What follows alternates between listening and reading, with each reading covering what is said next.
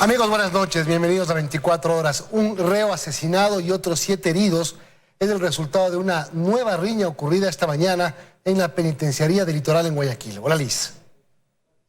Hola Milton y amigos, buenas noches. El director de este centro aseguró que tras una requisa se decomisó un arma de fuego. Aquí los detalles. Nuevamente la penitenciaría del Litoral fue escenario de un hecho de sangre. Cerca de las 11 de la mañana las visitas familiares se vieron interrumpidas por el ruido que provocaron varios disparos, efectuados en el interior del centro de rehabilitación. Balacera, como 5 disparos, ¿sí o no? No sabemos si habrán herido, habrán muerto, no se sabe nada. Los familiares que ya se encontraban dentro fueron evacuados y de inmediato se cerraron las puertas. Yo estaba con mi esposo adentro y nos dice que salga porque había unos muertos ahí. Entraban vehículos de la policía y varias ambulancias, mientras que miembros de las Fuerzas Armadas custodiaban el filtro externo. Horas después del altercado, el director de la penitenciaría del Litoral, Héctor Reina, confirmó que varios internos del pabellón 9 protagonizaron una riña y que Andrés Jordán, quien cumplía una pena por asesinato desde 2018, fue ultimado por otro interno. Jordán falleció camino al hospital universitario, mientras que Luis Espinosa, recluido por tráfico de sustancias ilícitas, fue herido. Hay también 6 internos con heridas leves que han sido atendidos durante la riña por el personal del dispensario del centro. Luego de la riña se realizó una requisa y se decomisó un arma de fuego. Y se ha puesto a las órdenes de las autoridades judiciales a las personas privadas de libertad involucradas en los hechos suscitados esta mañana. El Servicio Nacional de Atención Integral brindará información necesaria a las autoridades judiciales para que se establezcan las responsabilidades y se sancionen a los involucrados en este hecho. Este nuevo hecho de sangre ocurre una semana después de que el estado de excepción en el sistema penitenciario nacional terminó. En Guayaquil, Carlos Acoto, 24 horas. Otro tema, existe incertidumbre entre los ciudadanos venezolanos que quieren ser parte de la regularización que propuso el gobierno. Solo podrán hacerlo quienes ingresaron hasta el 26 de julio. Expertos advierten que podría incrementar el número de venezolanos con estatus irregular. Reciben charlas y se informan sobre lo que tienen que hacer de ahora en adelante. Son venezolanos que están en el país, algunos desde hace un año, otros apenas días. Y es que el gobierno ecuatoriano decidió mediante el decreto ejecutivo emitido el 25 de julio que se debe regularizar a quienes ya se encuentran en el país. Mediante el otorgamiento de una visa de residencia temporal, esta medida beneficiará a quienes no hayan violado las leyes del Ecuador y que hayan ingresado al país por pasos regulares, habiendo registrado debidamente su entrada hasta el 26 de julio de 2019. Este proceso iniciará en octubre, sin embargo hay algunas dudas. ¿Qué pasará, por ejemplo, con quienes ingresaron al Ecuador después del 26 de julio? Eso no está claro todavía. Implícitamente se entendería que podrán optar a las demás categorías migratorias que están actualmente vigentes. Por ejemplo, los ciudadanos venezolanos optaban por la visa UNASUR. Él, por ejemplo, llegó hace 4 días a Ecuador y presentó su carta andina, no tiene pasaporte y dice ese será su principal problema para regularizarse. Incluso el pasaporte sale por la embajada en $280, más no tenemos garantía qué fecha, cuándo lo van a enviar. Le tendría que quedar ilegalmente porque a pesar de todo aquí uno tiene una pequeña oportunidad de trabajo. Quienes ingresaron al Ecuador por los pasos irregulares tampoco podrán regularizarse. Por eso este especialista en derechos humanos considera que hay vacíos en el decreto ejecutivo y que este posiblemente no cumpla con su objetivo. El imponer estos requisitos implica nuevamente el poco acceso de la población venezolana a la regularización. Este tipo de medidas lo que hace es aumentar población migratoria irregular. El decreto también establece que desde este 26 de agosto rige la visa humanitaria para quienes ingresen al país. De lo que se conoce, hay más de 63 pedidos de visa en los consulados ecuatorianos en 3 países. En Quito, Andrea Samaniego, 24 horas. Aumenta el número de migrantes venezolanos que intentan ingresar al país por Rumichaca antes que entre en vigencia la visa humanitaria. En este momento hacemos contacto con Jairo Jacome para que nos informe cómo se presenta el movimiento migratorio en el puente internacional de Rumichaca. Jairo, buenas noches. Adelante.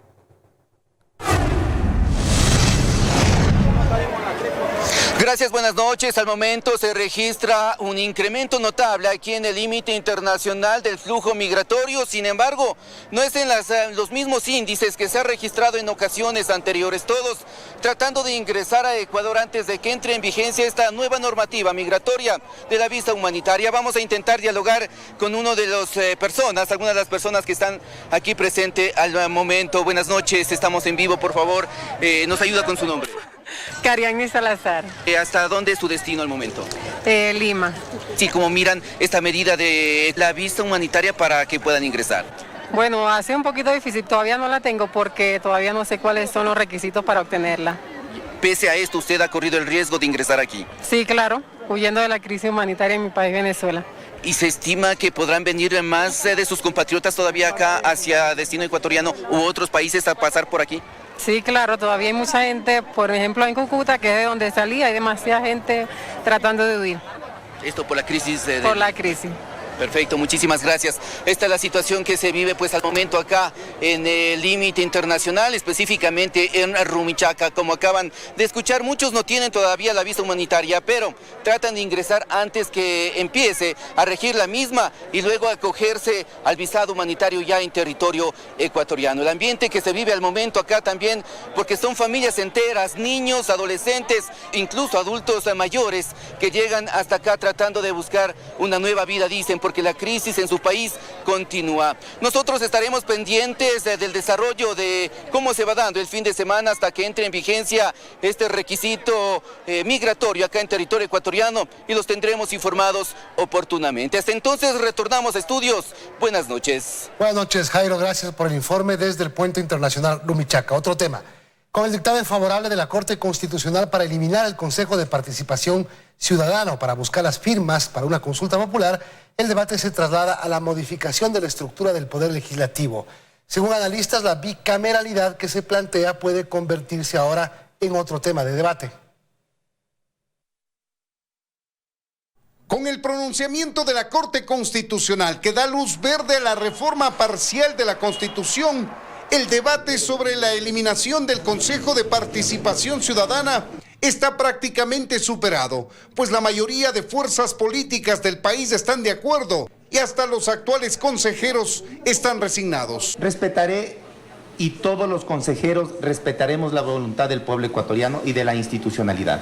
Según este analista, el debate sobre la reforma parcial podría trasladarse a la modificación del poder legislativo que se plantea en la reforma parcial, con la creación de 2 cámaras con funciones específicas cada una. El hecho de cambiar el modelo ecuatoriano de unicameral a bicameral implica unos intereses políticos muy fuertes y hay una disputa política incluso por la forma como se van a elegir los senadores y eso se va a resolver dentro de la Asamblea Nacional. Y este tema se vuelve complejo porque son los actuales legisladores quienes tendrán que modificar la Constitución si la propuesta obtiene el respaldo en firmas necesarias para transformar a la actual Asamblea. Incluso teniendo 2 cámaras van a haber menos legisladores, va a ser más barato mantener una Asamblea Nacional, un Parlamento. Aunque la Corte Constitucional no dio paso a varios artículos que se relacionan precisamente con los requisitos para los potenciales candidatos a la Cámara de Senadores, en la que se planteaba la exigencia, por ejemplo,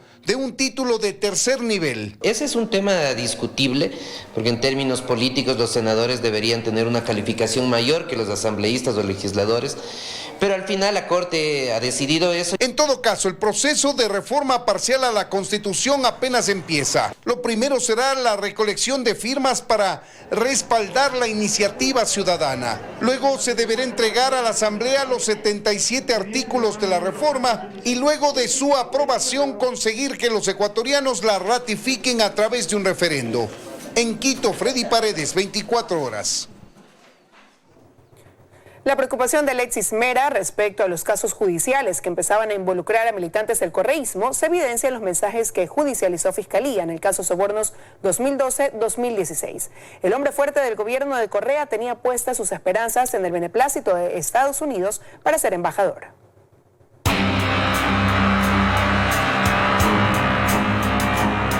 Tan solo un mes después de que el expresidente Rafael Correa dejó el poder, una avalancha de procesos judiciales empezó a abatir a exfuncionarios cercanos al correísmo. Mientras Jorge Glass iniciaba sus gestiones como vicepresidente del gobierno de Lenín Moreno, Fiscalía lo tenía bajo la mira como uno de los principales autores del delito de asociación ilícita dentro del caso Odebrecht. En medio de una complicada situación jurídica, en agosto de 2017, Glass le consultaba al exsecretario jurídico de la presidencia, Alexis Mera. Compa, ¿cómo ves todo?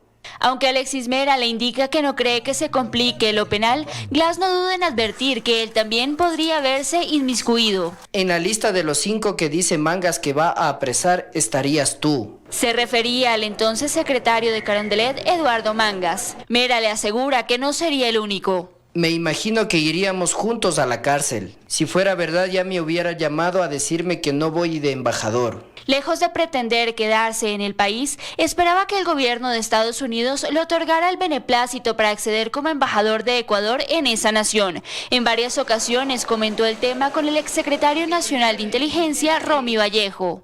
Eduardo nos pidió que averigüemos por qué no viene el beneplácito, porque el presi Moreno está pendiente de ese tema. Mera lo pone en sus manos. Ayuda.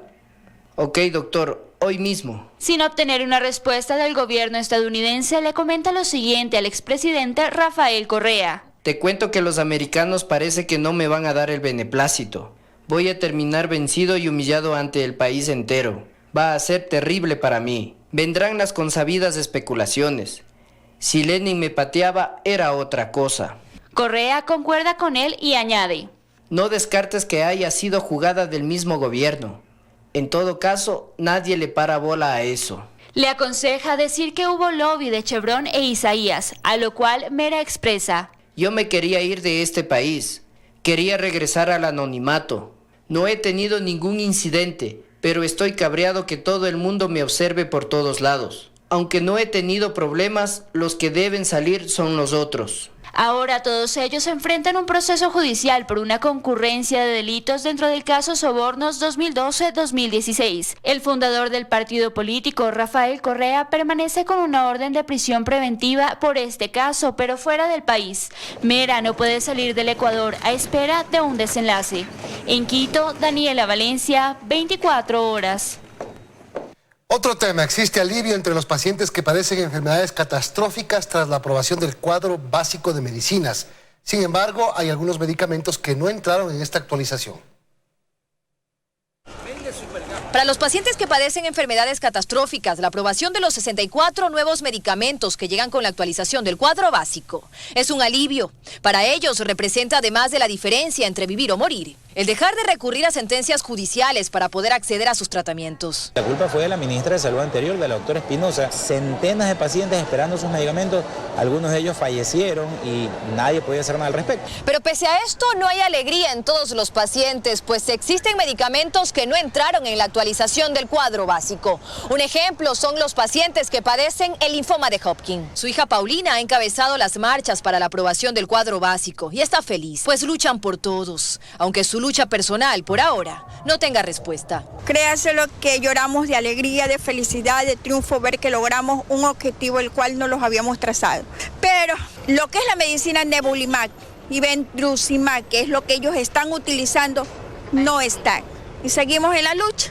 Para ella son $3.500 cada 15 días para salvar a su hija de 22 años. Esta vez no se incluyó estas medicinas porque dentro de la actualización no entró ninguna solicitud de medicamentos presentada luego de junio del 2016, por lo que desde la Federación Médica Ecuatoriana quieren que exista una comisión permanente para incluirlos. Otro problema es que cuando se incluye medicamentos en este cuadro básico a través de los anexos, solo se le proporciona la medicina al hospital que la solicitó. Lo mismo ocurre cuando un paciente recibe una sentencia judicial positiva por parte de un juzgado. Solo se le entrega la medicina a ese paciente. Entonces es cuestión de coordinar entre el Ministerio de Salud.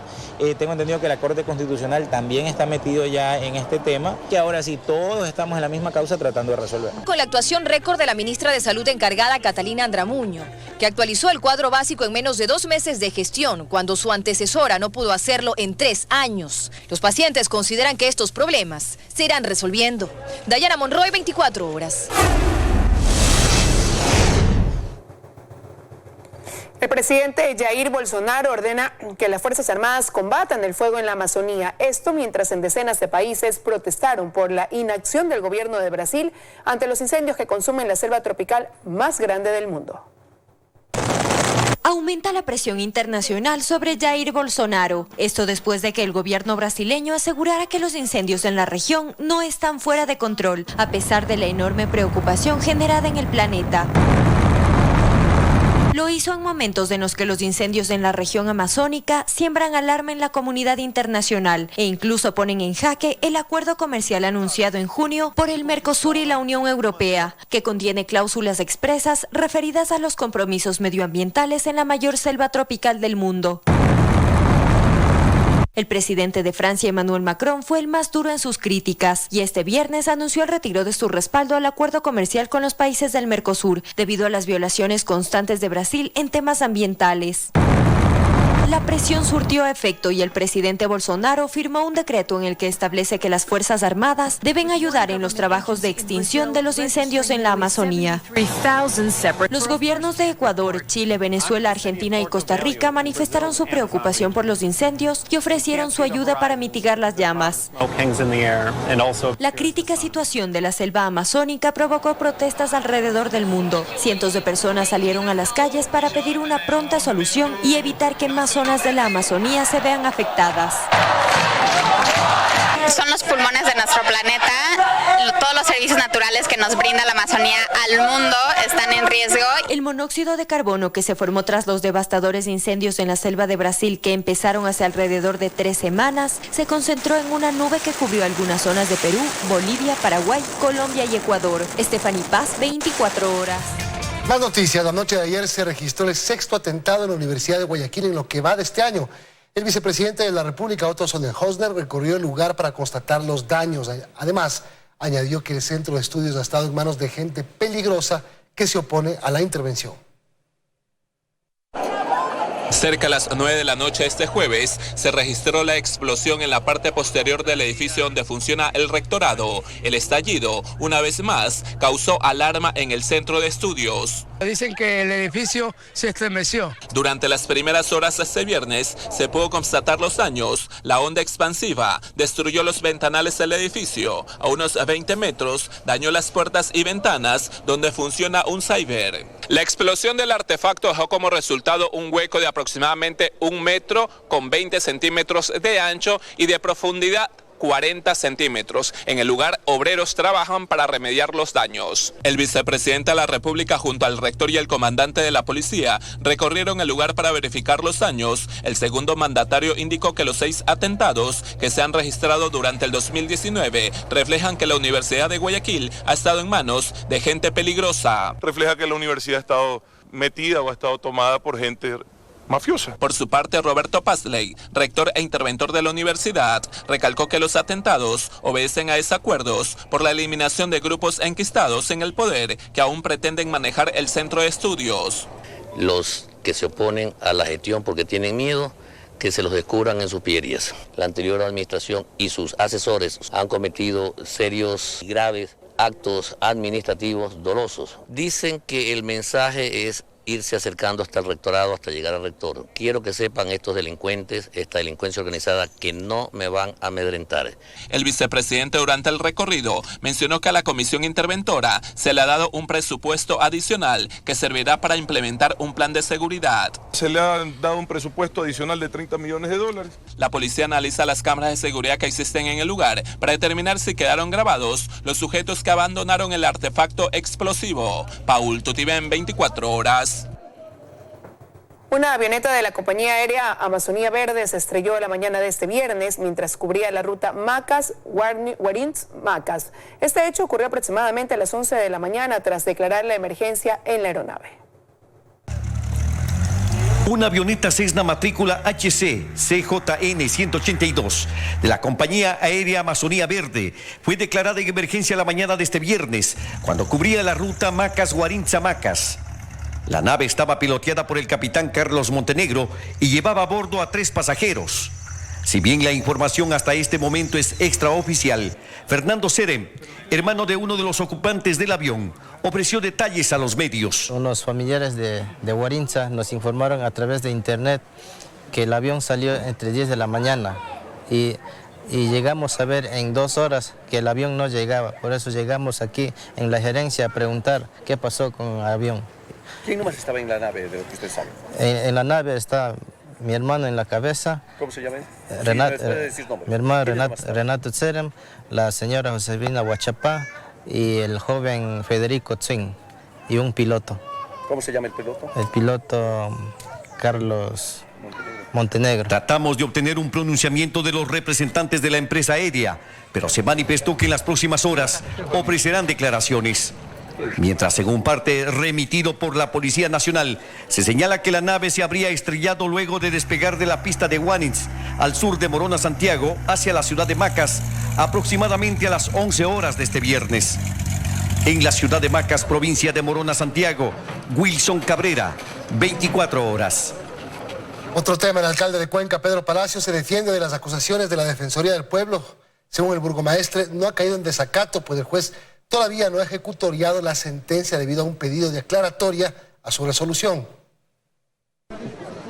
El alcalde de Cuenca, Pedro Palacio, salió a la palestra pública a defenderse, tras lo expuesto por la Defensoría del Pueblo, que habría caído en desacato por no convocar al Consejo Cantonal para elegir a la nueva vicealcaldesa. Según el burgomaestre, se pretende politizar el tema. Extremadamente raro que justamente ahora, e incluso donde creo que se tiene que elegir un nuevo defensor del pueblo, si no estoy mal enterado, empiecen a ocurrir este tipo de cosas. El procurador síndico del municipio de Cuenca expuso que el juez todavía no se ha pronunciado respecto al pedido de aclaratoria sobre su dictamen. Por ello no se ha podido actuar, se dijo. El juez constitucional es el director del proceso constitucional, es el director del juicio y en las manos de él corresponde justamente que esa sentencia se pueda volver ejecutable. El alcalde va más allá. En los próximos días pondremos de manifiesto los diferentes actos que hemos ido encontrando documentadamente para que le respondan a la ciudad justamente el proceder de algunas cosas extremadamente extrañas que han sucedido en la administración. A todo esto se suma una denuncia por presunta violencia política por parte del alcalde y vicealcalde en contra de María Augusta Peñafiel, concejala alterna de Pablo Burbano, actual segunda autoridad de la ciudad. Lo que hoy en día me están anulando y aniquilando mi participación política dentro de las sesiones de Consejo Cantonal que me ha tocado participar a falta del alcalde o el vicealcalde. No he sido convocada a través de la Secretaría. En Cuenca, Iván Rodríguez, 24 horas. Un caso de femicidio se registró este viernes en el sur de Quito. Se trata de una adolescente de 17 años de edad que fue presuntamente estrangulada por su expareja, quien después de cometer el crimen intentó quitarse la vida. La causa del femicidio, según las primeras indagaciones, se dio por una crisis de celos de la expareja de Miriam, de 17 años de edad, quien llegó la noche de ayer hasta la vivienda de la víctima para tratar de solucionar los problemas que habían tenido. El cuerpo presenta ciertos hematomas y golpes. Se presume que es asfixia por estrangulación. Pues según los familiares de la víctima, Miriam llegó desde Angamarca, provincia de Cotopaxi, hasta la ciudad de Quito, escapando de las constantes agresiones de Víctor T., de 21 años de edad. Él es muy celoso, en lo cual él la mató porque mi hermana le prestó el teléfono a él y recibió una llamada de un amigo de mi hermana y le vino a celar por eso y vino a pelear.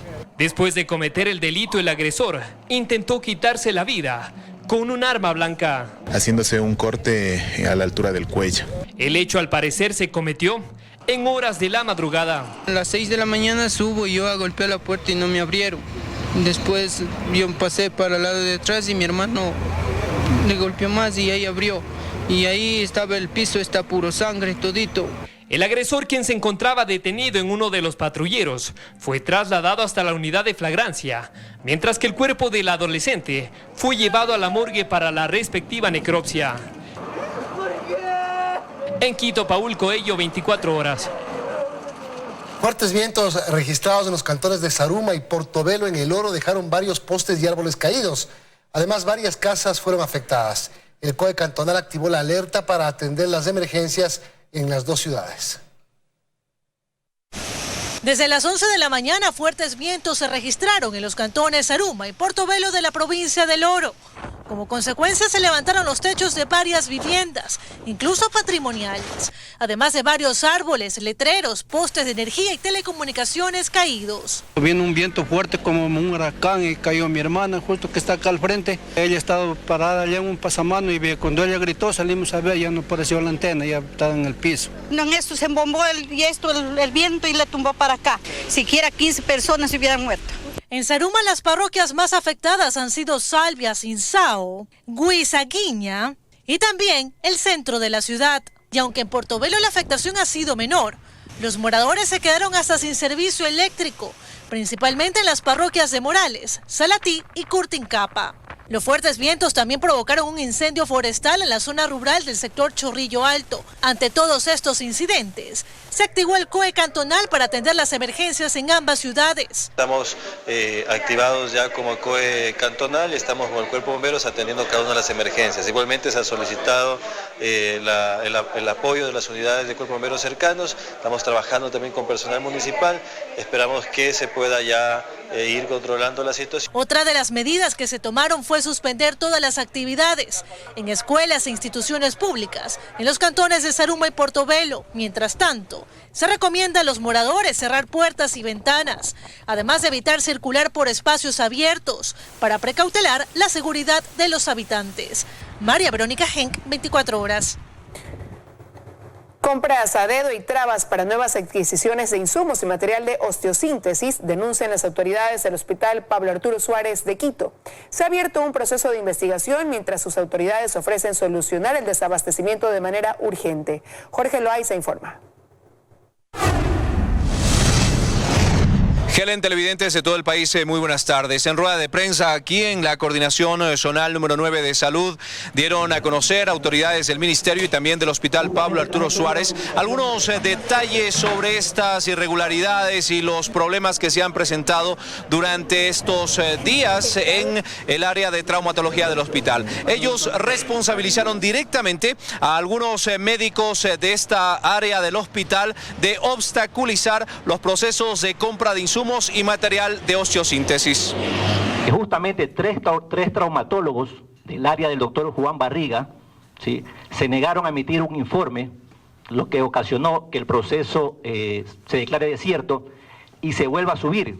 En este nuevo proceso yo lo he designado justamente como delegado mío al doctor Juan Barriga para que esté presente en esta comisión técnica. Todos los pacientes agudos que estuvieron ingresados en el hospital desde hace 3 semanas y que lo que tenían que hacer era activar la red.